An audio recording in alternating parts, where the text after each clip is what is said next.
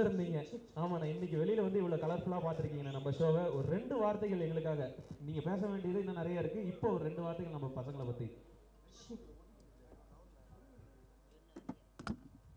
2 வார்த்தை பேச சொல்லியிருக்காரு. அனைவருக்கும் வணக்கம். சூப்பரா இருந்துச்சுண்ணே. இப்போ ஒரு 6-7 வார்த்தை பேசுங்க. எப்படி இருந்தா எங்க அண்ணன் வெந்து தண்ணினது காடு வணக்கத்தை போடுன்னு சொல்லிட்டு இருந்தாரு. இன்னைக்கு நன்றி வணக்கம் அப்படின்னு சொல்லிட்டீங்களே. நீங்க ஒரு 5-6 வார்த்தைகள் பேசுங்கண்ணே. நீங்க கேட்ட கேள்வி ஒரு 3 மாசத்துக்கு முன்னாடி கேட்டிருந்தீங்கன்னா அது வேற கூல் சுரேஷ்.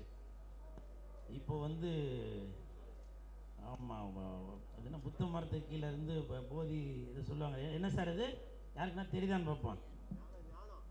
என்னது வாங்க புளிய மரத்து அடியிலையா? அது அப்போவா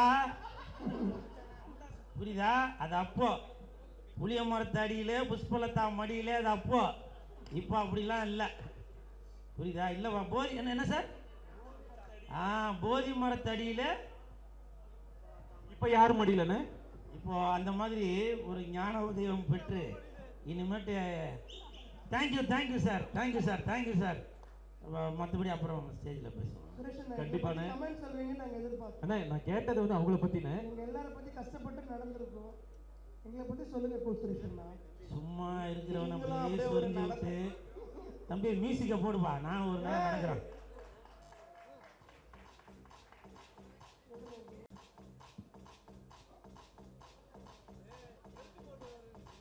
ரெடி ஆகிறதுக்கு தான் அண்ணன் மேல வந்தாரோ? எஸ்ண்ணே, சூப்பர்ண்ணே. இப்போ எங்க அண்ணன் ஒரு ரேம்ப் வாக் பண்றாரு பாருங்க. இப்போ டிஜே மியூசிக். என்னங்க இவ்வளவு சோகம்?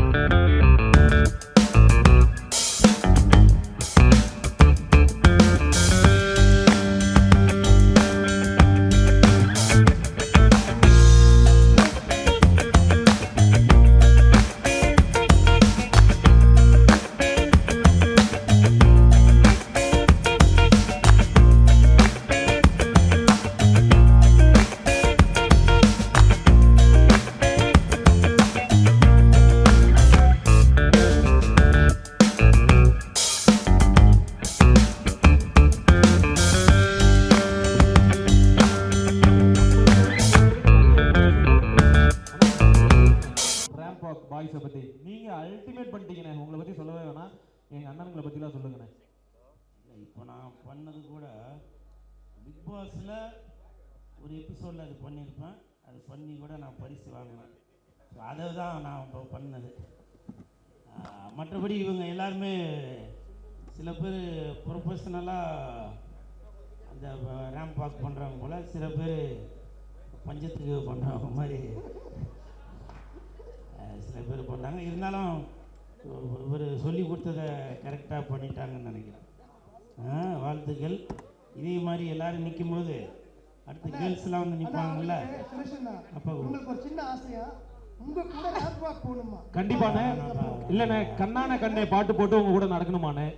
ஒரே ஒரு வாட்டி நடக்கணும்ன்றது ஒரு மிகப்பெரிய ஆசையாண்ணே. ஒரே ஒரு நிமிஷம். யூடியூப் சூப்பர் ஸ்டார் கூட தயவு செய்து ஐயோ வேணாம்ப்பா. நீங்கள் தங்கச்சி ரொம்ப நன்றிமா. நான் முன்ன மாதிரி இவங்களா கோத்து விடுறதாண்டா அது. அதாவது இதுக்கு முன்னாடி என் தலைவன் சிம்பு சார் மாதிரி இருந்தேன். பிக் பாஸ் போயிட்டு வந்ததுக்கப்புறம் இல்லைவா என் தலைவனின் தலைவன் டிஆர் சார் மாதிரி ஆகிட்டேன். இனிமேட்டு யாரையுமே ஏறெடுத்தே பார்க்க போகிறதில்ல. ஆளை விட்டுங்கப்பா சாமி.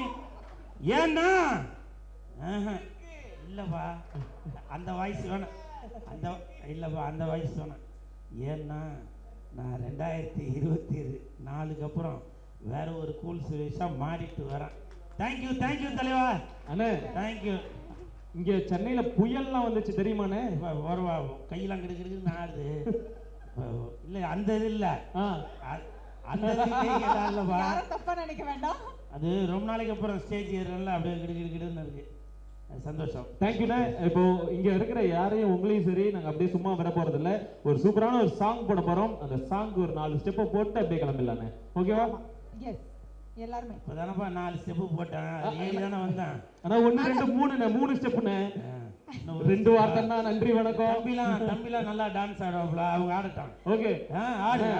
நான் ரெடி தான். சாங் போடுங்க போடுங்க. கோவிந்தா கோவிந்தா போடுங்க பாட்டா.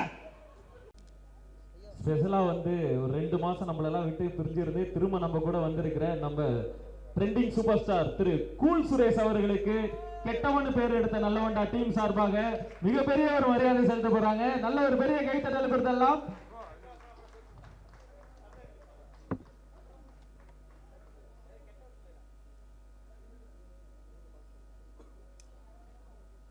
பிக் பாஸ்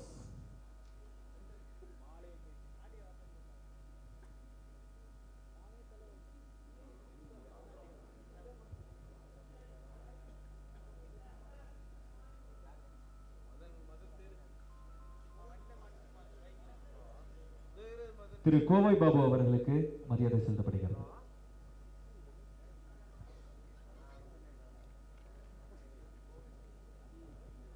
சினிமாட்டோகிராபி திரு இனியன் சார்